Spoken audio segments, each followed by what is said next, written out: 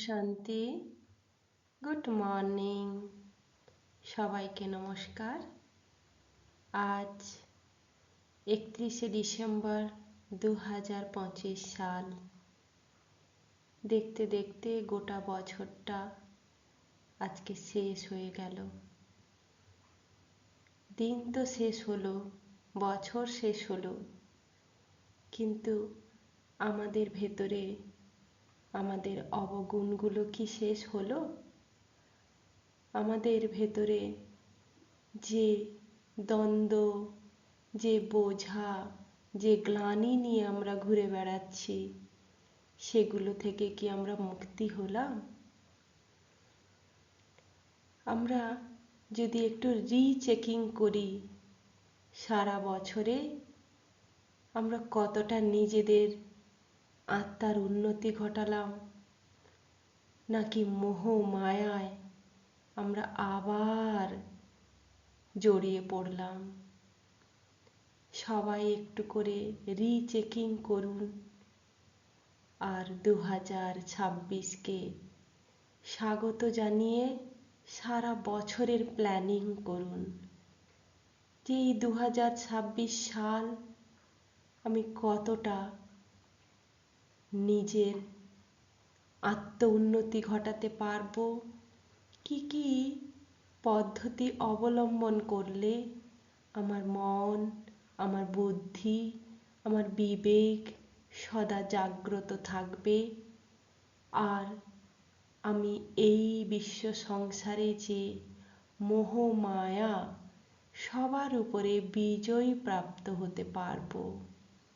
তাই বাবা আজ আমাদের সদ্গুরু দাতা স্বয়ং পরমেশ্বর ঈশ্বর একটি মিসাইল নিয়ে এসেছেন, মিসাইল ম্যান হয়ে এসেছেন।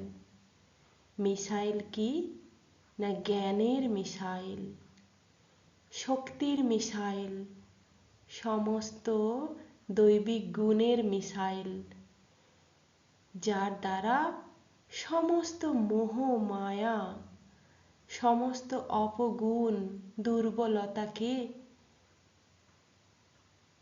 দূর করে তার উপরে বিজয় প্রাপ্ত হওয়া যায়। তাই আজকের আমাদের বরদান মায়া জিত ভব। মায়াকে জিততে হবে, তবেই নিজের আত্ম উন্নতি ঘটানো যাবে, তাই না? তাহলে ভাবুন তো, স্বয়ং ঈশ্বর তিনি আমাদেরকে কি মিসাইল দিচ্ছেন, এর দ্বারা আমরা আমাদের সমস্ত যে মায়ার দুর্গ আছে তাকে ভেঙে আর ভেতরে আত্মজ্যোতিকে জাগিয়ে তুলব। চলুন তাহলে এর সম্পর্কে একটুখানি আমরা জেনে নিই। মায়া জিত শব্দটির অর্থ আক্ষরিক অর্থে কিন্তু সবাই জানে না। আধ্যাত্মিক অর্থ এবং দার্শনিক প্রেক্ষাপটে যদি এর অর্থ আপনি দেখেন, যিনি মায়াকে জয় করেছেন, তাহলে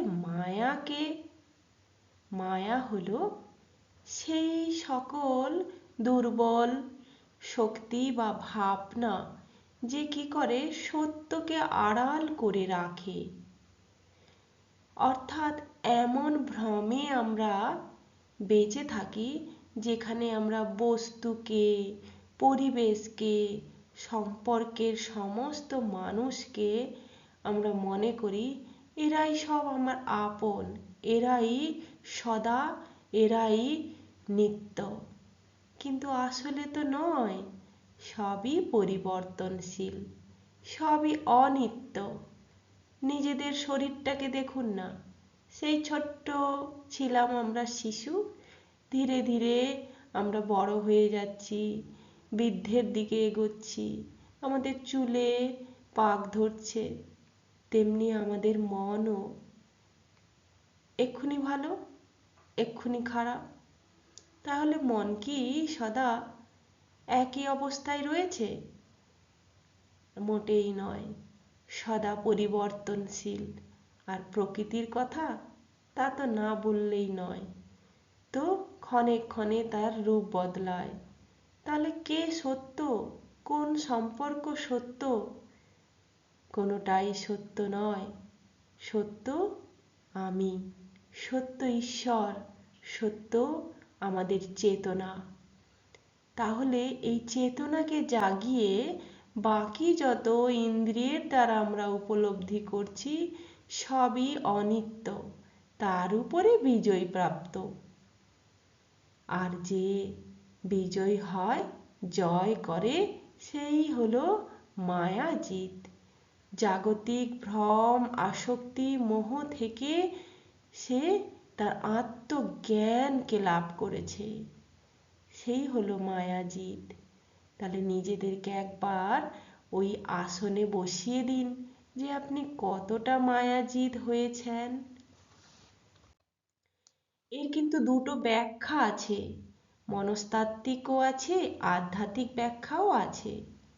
আধ্যাত্মিক ব্যাখ্যা যেখানে ঈশ্বর বলে এই সমস্ত কিছু মোহ মায়া, এই অলৌকিক জগতে সত্য হচ্ছে শুধুমাত্র পরম ব্রহ্ম, আর পরম ব্রহ্ম থেকে সৃষ্ট আমরা যে আত্মা, সেটাই হচ্ছে চিরস্থায়ী। আর সব কিছুই ভ্রম, দৃষ্টি ভ্রম, সত্যের আবরণ সেগুলোও ভ্রম। আমরা যদি এই বস্তু জগৎ থেকে নিজেদেরকে সরিয়ে একটু চিন্তা করি তাহলে আমরা কিন্তু নিজের সত্তাকে দেখতে পাবো। এই যে আমি আর অপর, অর্থাৎ অন্যান্য মানুষরা, প্রাণীরা, এরা সব ভিন্ন। আমরা ভাবি না আমি ভালো, বাকি সবাই খারাপ, এটা কিন্তু নয়। সবার মন কিন্তু একই। তাই আমরা সবাই কিন্তু নিরাপত্তা চাই, শান্তি চাই, সবাই প্রশংসা চাই, আনন্দ সুখ সবাই তাই খুঁজে বেড়াই। তাই কি করে আমরা বলতে পারি তার মনটা আলাদা? হ্যাঁ, সে ভিন্নতর আচরণ করে এই কারণে তার দুর্বলতা রয়েছে, সে কিছু অভাবে ভুগছে, সে সেটা প্রকাশ করতে পারছে না বা সে স্বীকার করছে না, তাই সে ভিন্ন রূপে দেখাচ্ছে। তার মানে তার ভেতরে আত্মিক সত্তা কিন্তু ভিন্ন নয়। আর এই আমিকে মেরে ফেলা, আমি মিন্স অহংবোধ, অহংকার, সেটা তখনই সম্ভব হয় যখন যে বিশ্বাস করতে শুরু করে এই শরীরটা তো কিছুই না, আমি তো সেই পরমাত্মা, পরম পিতার সন্তান, আমি সেই এনার্জি, আমি সেই পিওর সোল। তবেই সে ধীরে ধীরে নিজেকে সমর্পণ করতে শেখে আর এই জাগতিক মায়া থেকে সে নিজেকে আলাদা করে। এটা হলো আধ্যাত্মিক ব্যাখ্যা। মনস্তাত্ত্বিক, সাইকোলজিক্যাল এক্সপ্লেনেশন কি আছে না, আমাদের মন এক প্রক্ষেপণ, অর্থাৎ প্রজেক্টর সম্পর্কে যারা জানেন, প্রজেক্টরে যেমন দেখানো হয়, ছবি প্রজেকশন করা হয়, সেরকম মন যদি একটু বাস্তবতাকে দেখে তাহলে মনের অবচেতন যে জায়গা আছে সেখানে সবার স্থান কিন্তু একই। সবাই আরাম, সুখ, শান্তি, নিরাপত্তার পেছনে ছুটতে থাকে। সবাই জিনিসপত্র কিনে আনে, গাড়ি কিনে আনে, বাড়ি করে আরামে থাকবো বলে। কিন্তু ওই আরামটা পেতে গিয়ে যখন নিজের ঘুমটাই ছুটিয়ে ফেলে, নিজের বসতে আর খেতে সময় থাকে না, তখনই সে কি হয়, ওই মানসিক শান্তিটা পায় না। তাই সে বলে এগুলো সব বৃথা। কিন্তু না, মায়াকে বুঝতে হবে। অর্থাৎ এই যে মানসিক আসক্তিগুলো, এটাতে আমার সুখ আছে, ওটাতে আমার সুখ আছে, এই আসক্তিগুলো থেকে যদি নিজেকে একটু আলাদা করি, ওই ছোট্ট ছেঁড়া গাঁথায় শুয়েও লাখ টাকার স্বপ্ন যে দেখে সেই মনে হয় সুখী। আর আমরা লাখ টাকার বিছানায় ঘুমিয়ে এক রাত সুন্দর করে ঘুমাতে পারছি না, চিন্তাগ্রস্ত, ঘুমের ওষুধ খেতে হচ্ছে, তাহলে সে কি সুখী হবে? আবেগীয় বুদ্ধিমত্তা, সব বিষয়ে আমাদের একটা আবেগ কাজ করে, একটুতেই আমরা রেগে যাই, একটুতেই আমরা উদ্বিগ্ন হয়ে পড়ি। এই আবেগকে কন্ট্রোল করতে হবে। এই কন্ট্রোল করার ভাষাকে বলা হচ্ছে সচেতনতা, মাইন্ডফুলনেস। কোথাও কোনো আবেগ নেই, সম্পূর্ণটাই সত্য। আর হচ্ছে জ্ঞানীয় পুনর্গঠন অর্থাৎ কগনিটিভ রিস্ট্রাকচারিং, যখন ব্যক্তি তার এই নেতিবাচক ভ্রান্ত বিশ্বাসগুলোকে দূরে ছুঁড়ে ফেলে আর তার পরিবর্তে তার মানসিক গুণাবলীগুলির বিকাশ ঘটায়, তখন কিন্তু সে মায়াজিদ হয়ে যায়।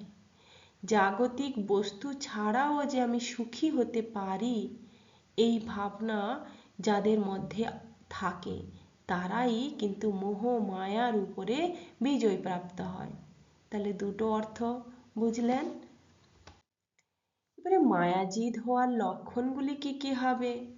তার কোনো জিনিসের প্রতি আসক্তি থাকবে না, একটুতে এসে কখনো দুঃখ বা অস্থির হয়ে উঠবে না, তার আত্মদর্শন, নিজের সম্পর্কে বিশ্বাস থাকবে এবং সর্বোপরি আমি আমার এই সংকীর্ণতা থেকে সে মুক্তি পাবে। আধ্যাত্মিক গুরুত্ব যদি ব্রহ্মাকুমারীর সাপেক্ষে দেখা হয়, তাহলে যেখানে রাজযোগ শেখানো হয় সেখানে একটা জিনিসের উপরেই বেশি করে জোর দেওয়া হয়, সেটা হচ্ছে তোমার মনকে বশ করো। মনকে আর মনের পাশে যে রয়েছে বুদ্ধি, এই দুজনকে জাগিয়ে তোলো। মনকে সব সময় এটা বোঝাও যে হে মন, আমি আত্মা, তুমি আমার নিয়ন্ত্রণে। বুদ্ধি, তুমি সেই সঠিক জিনিসগুলোকে চিহ্নিত করো, কারোর সাথে যুদ্ধ নয় বরং শান্তি প্রকৃত প্রক্রিয়া। কিভাবে করবেন? সন্ধ্যা সকালা প্রতিদিন নিজের জন্য সময় বের করুন, কমপক্ষে 10 মিনিট, আর নিজেকে একবার জিজ্ঞাসা করুন, আমি আজ যা করছি সেগুলি কি চিরস্থায়ী শান্তির জন্য করছি না অস্থায়ী শান্তির জন্য করছি? যদি আপনার চেতনা এসে যায় চিরস্থায়ী শান্তি হচ্ছে সর্বোচ্চ শান্তি, তাহলে এই জ্ঞানই হচ্ছে আপনার আত্মচেতনা। মনকে শাসন করতে শিখুন। মন নিত্য বস্তুর পিছনে ছুটে বেড়ায়, তাকে জোর করে ফিরিয়ে আনুন, বস্তুর মধ্যে সুখ নেই, এটাকে বলা হয় ইচ্ছা শক্তি। তার জন্য নিয়মিত মুরলি পড়া, মহাপুরুষদের বাণী শোনা, শ্রীমদ্ ভাগবত গীতাকে পাঠ করুন, তাহলে দেখতে পাবেন জ্ঞান কিভাবে আপনার ভেতরে প্রবাহিত হচ্ছে। মায়াজিদ হওয়ার বাস্তব প্রয়োগ কি না, আপনাকে সাক্ষী ভাব হতে হবে, উইটনেস। সাক্ষী ভাব হয়ে নিজের জীবনের ঘটনাগুলোকে দর্শন করা অভ্যাস করতে হবে। যে কোনো পরিস্থিতিতে রিয়াকশান করার আগে একবার স্থির হয়ে দেখা, আমাকে কি করতে হবে, আমার কি করলে আমার শান্তি নষ্ট হবে না, আমার ভেতরে আমার সত্তার উপরে কোনো প্রভাব পড়বে না। এরকম বিবেকবান মানুষ হয়ে চিরক্ষণ সর্বক্ষণ নিজেকে জাগিয়ে তুলুন, এতেই আত্ম উন্নতি ঘটে। এবং মানসিক শৃঙ্খলা, নিয়মিত ধ্যানের দ্বারা মনের যোগের অভ্যেস করা, মনকে বাইরের প্রলোভন থেকে সরিয়ে এনে অন্তরে গভীরভাবে নিজেকে স্থির করা, এই যে মনের অনুশাসন, বিবেকের জাগরণ এবং উইটনেস হিসাবে সব কিছুকে উপলব্ধি করা, এটাই হলো মায়াজিদ হওয়ার বাস্তব প্রয়োগ। তাহলে মায়াজিদ হন, মায়াজিদ হয়ে সমস্ত কিছুকে জিতে নিন, চিরস্থায়ী সুখ শান্তিকে অনুভব করুন। ওম শান্তি।